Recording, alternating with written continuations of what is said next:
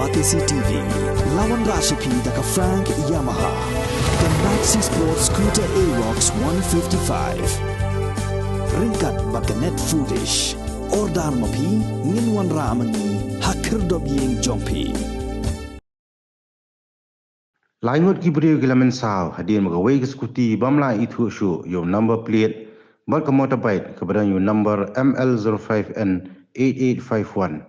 Kile takhu paramaki hasurok mau kunro umsing, hajan ke gate 3, jong ke skul ba nihu.